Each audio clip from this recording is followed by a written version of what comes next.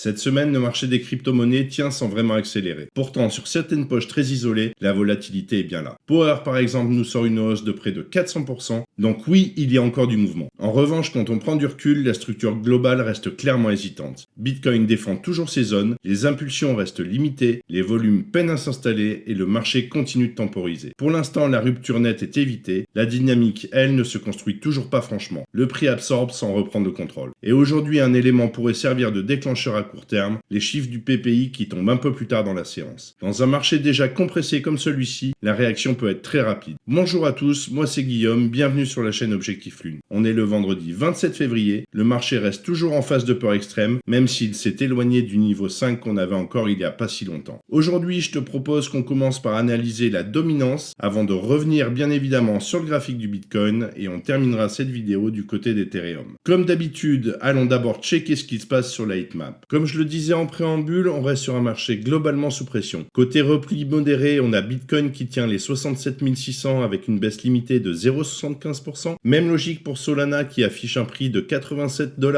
en régression de 0,71% et BNB qui reste très stable à moins 0,14%, se maintenant à 626 $. En revanche, la pression est un peu plus marquée sur Ethereum qui recule de 1,49%, s'échangeant à 2032 $, et XRP qui ferme la marche autour des 1,41$ en baisse de 1,92%. Bref, rien de catastrophique pour l'instant, mais clairement les acheteurs ne reprennent pas la main. Et maintenant qu'on a fait un peu l'état du marché, je vous propose de passer tout de suite sur le graphique de la dominance du Bitcoin. Je vous fais un petit rappel rapide, la dominance du Bitcoin c'est tout simplement la part que représente Bitcoin dans la capitalisation totale du marché crypto.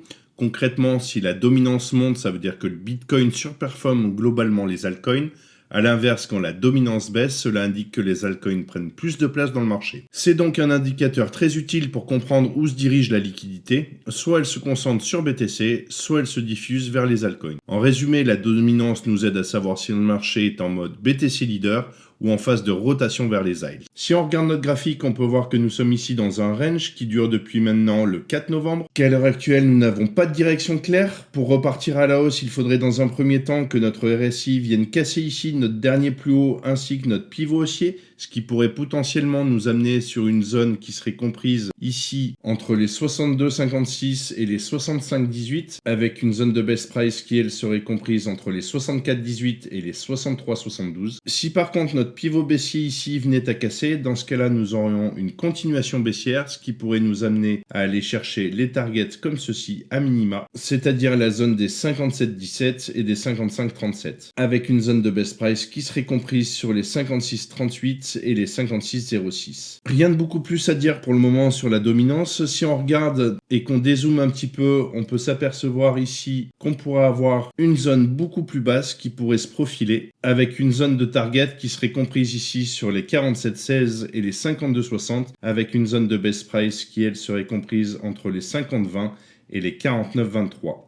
Donc si on résume, soit on vient casser ici notre droite de tendance et notre dernier plus haut RSI ainsi que notre pivot, et dans ce cas-là pourrait se profiler une continuation haussière. Si on considère que la divergence que nous avons ici entre le prix et le RSI nous permet de dire que nous sommes sur un bottom, donc dans ce cas-là on irait chercher sur la zone des 62 et des 65, soit effectivement notre RSI vient de casser notre pivot baissier et dans ce cas-là nous irions chercher beaucoup plus bas dans un premier temps, c'est-à-dire la zone des 57 et des 55. Et sur plus long terme, on pourrait potentiellement aller chercher la zone des 52 et des 47. Ce que je te partage ici reste mon analyse du marché à un instant T, ce n'est pas un conseil en investissement. Et comme toujours, je t'invite à faire tes propres recherches et à adapter ta stratégie à ton profil de risque. Et maintenant qu'on a vu ce qui pourrait se passer sur la dominance du Bitcoin, je te propose d'aller voir ce qui va se passer la semaine prochaine du côté des annonces macroéconomiques. La semaine prochaine s'annonce bien chargée avec plusieurs publications à fort impact. Mardi, on ouvrira le bal avec l'ADP Employment Change. C'est souvent vu comme un avant-goût du rapport officiel sur l'emploi. Si le chiffre surprend à la hausse, ça pourrait renforcer l'idée d'un marché du travail encore solide. À l'inverse, une déception alimenterait le scénario de ralentissement. Le même jour, on aura l'ISM des services et là, le marché sera très attentif parce que le secteur des services reste le vrai moteur de l'économie américaine. Jeudi, on fera un focus sur les inscriptions hebdomadaires au chômage avec les initial jobless claims, les continuing claims et la moyenne sur 4 semaines. C'est un indicateur très suivi pour détecter rapidement rapidement une éventuelle dégradation du marché de l'emploi. Et vendredi, là, on entre dans le gros morceau de la semaine. À 14h30, on aura le rapport complet sur l'emploi américain avec le taux de chômage, le non-farm payrolls, les créations d'emplois dans le privé et en parallèle une salve de données sur les ventes au détail. Clairement, c'est typiquement le genre de publication capable de secouer les marchés, y compris la crypto. Bref, une semaine très orientée emploi et consommation. Dans un marché crypto déjà en phase d'hésitation, ce type de calendrier macro peut facilement ramener de la volatilité à court terme. Au moins jusqu'à ce que le marché obtienne un signal clair sur la trajectoire de l'économie américaine. Maintenant qu'on a posé le contexte macro, allons voir ce que le graphique du Bitcoin nous raconte.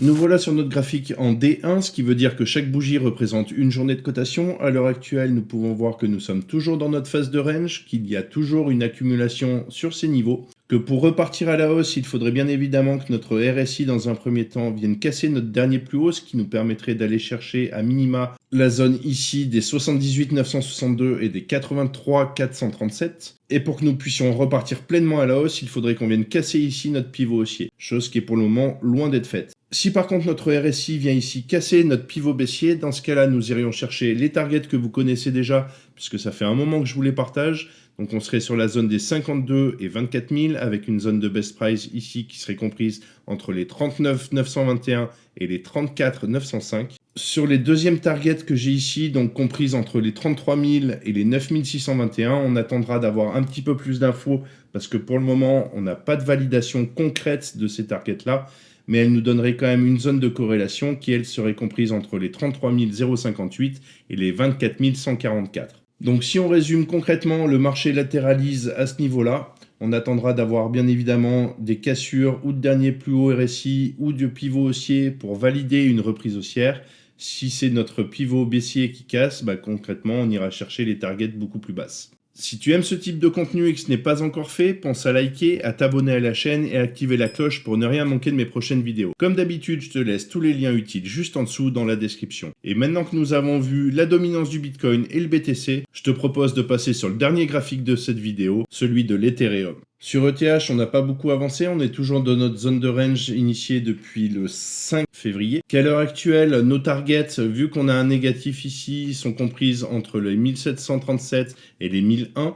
Donc on est toujours dans cette zone. Que pour valider une reprise haussière, il faudrait dans un premier temps qu'on vienne casser notre droite de tendance et notre dernier plus haut RSI, ce qui pourrait nous permettre d'aller chercher nos targets sur cette zone-là, c'est-à-dire la zone ici des 2199 et des 2368, et que pour repartir à la hausse comme d'habitude, il faudrait qu'on vienne casser notre pivot haussier. Si c'est notre pivot baissier qui casse, concrètement, on pourrait toujours aller chercher dans la zone violette. Ce n'est pas dit qu'on n'ait pas une mèche qui vienne descendre ici sur la zone des 1,272 ou des 1,382. Rien de sûr pour le moment, donc on va se contenter de garder ces targets-là. Je vous propose maintenant de passer en 4 heures pour voir un petit peu ce que ça donne. Nous pouvons voir dans un premier temps que nous sommes sur une tendance haussière, puisque notre droite de tendance ici est bien sauvegardée. Qu'à l'heure actuelle, on a du mal à aller casser le pivot pour repartir à la hausse. Si c'est le cas, on pourra aller chercher les targets sur cette zone de prix.